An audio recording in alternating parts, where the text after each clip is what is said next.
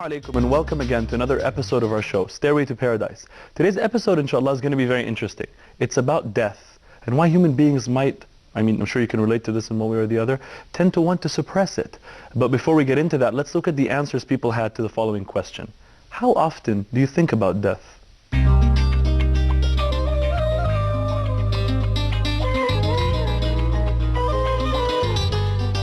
I always feel that it could be any day, really. Never. I never thought about that question. It's only when I pray. No, I never thought about this. I don't know. I never. A lot. I remember last night I did a sin and I kept thinking like, what if I die right now? Well, right now I'm a teenager, so never. Not often as I should be. Many times. It's always on my mind to think, what if I do this and I die the next day?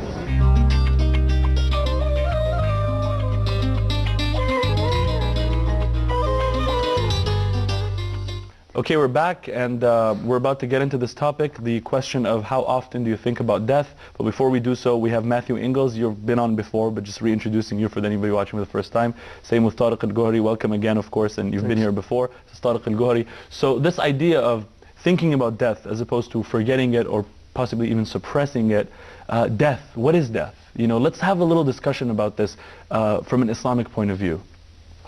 Well, like the Prophet ﷺ said, death is the annihilator of pleasures. And I think that's why we want to forget about it, because we want to be in pleasure, in a state of happiness. And I think that this is especially true in the modern world where we're used to instant gratification. We always want to be entertained. We always want to be happy.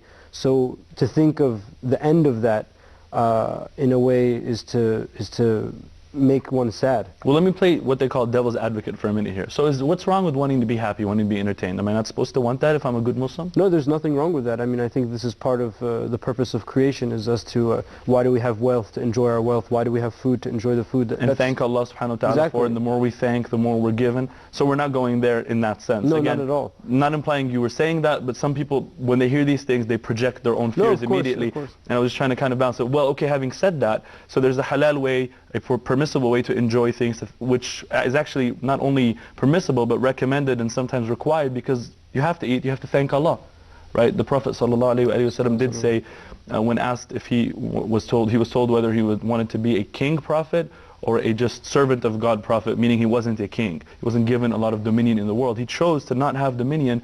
He said that I want to be hungry for a day, show patience, and then be satiated for another day, show gratitude. So that's one of the ways to get closer to Allah, the idea of pleasure. But you're saying that because the human being obviously seeks pleasure and seeks to avoid pain. We're pleasure seeking, pain avoiding. Matthew, this idea that Tariq was taking us into, avoiding death because it reminds us of having to give up pleasures? There's that, and then there's the idea that the human being is the only creature, animal, you could say, I mean, we say hayawan natiq, so speaking creature. In this context, In this context, that has both the understanding of his humanity and his inevitable death, that he's a creature that will die. His biological biologicalness, and then at the same time, he's capable of such, great thoughts and great, as they say, he's able to be on Mars and then on the Great Wall of China and then, at the bottom of the ocean all in 1 second. And that's in the mental level, and then even more capable on a spiritual level of transcending this and being with Allah subhanahu wa ta'ala forever. Exactly. As opposed to animals whose lives perish here on earth, and that's all they know. That's all they know. And so this dichotomy that's specific to the human being, it's a source of great pain at times, and trouble, and anxiety. That's probably the best word to describe it.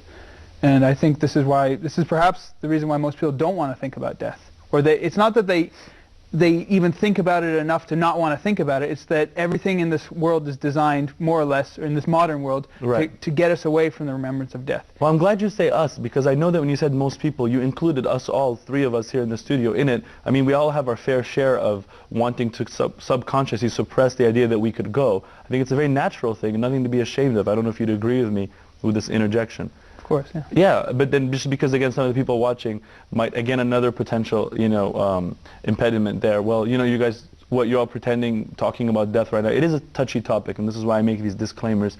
You're sitting there in the studio talking about us fearing, what about you? We all go through this. It's very natural. So what's the idea then? The Prophet ﷺ did say that we should increase our remembrance of the destroyer, the annihilator of death. And this is, not to cut you off, Masoud, this is the indication of that it's normal, because we had to be reminded. If it was normal to always remember death, the Prophet wouldn't have had to remind us. There's not really a deep point in doing so. Exactly, but because he said increase, not just remember it, but increase your remembrance. Do it more often. Exactly. It's because we tend to forget, and that's why we're insan. From nisyan, we forget. We tend to forget. That's amazing. So it's normal. That's, subhanAllah, and that's why two things I want to say there. One, why the question that we asked people was, how often do you think of death? How often do you think about death? That's very interesting. I also heard something really beautiful, because you know how, like you said, insan from nasiya or nasa, the idea of forgetfulness, human being forgets. And some scholars said that's the state of the human being at that lower abased level, before transcending those animalistic desires and deciding to go to Allah subhanahu wa ta'ala. Again, not giving them up, getting married, eating and drinking, doing all those things, but in a way that's spiritual. The Prophet ﷺ got married, did eat and drink. So again, last time we disclaimed this, we're not going there, but I'm saying giving them up from the heart, not living for them, living for Allah and then enjoying them. So, and when a human being does that, and we have to take a break now, but what I wanted to say was that when the human being does that, just like the scholar said that initially at the abased, more animalistic level, the human being, the word insan comes from nasiya or nasa, the letter root that means, the three-letter root that has to do with forgetfulness. At another level, a higher level, it comes from uns or anisa, the idea of having intimacy. So the insan is the one who is able to have intimacy with Allah subhanahu wa ta'ala, because he's transcended the abased level and gone higher up with Allah to fulfill the purpose of creation. So this is the reason why we're getting to this topic, to stop suppressing. We don't want it to be a gloomy one, but at the same time we want to stop suppressing and start seeing how we can benefit from this prophetic directive of أَكْثِرُوا مِن ذِكْرِ هَادِمِ اللَّذَّاتِ, increase your remembrance of the annihilator or destroyer of pleasures. We'll be back in a bit, inshallah.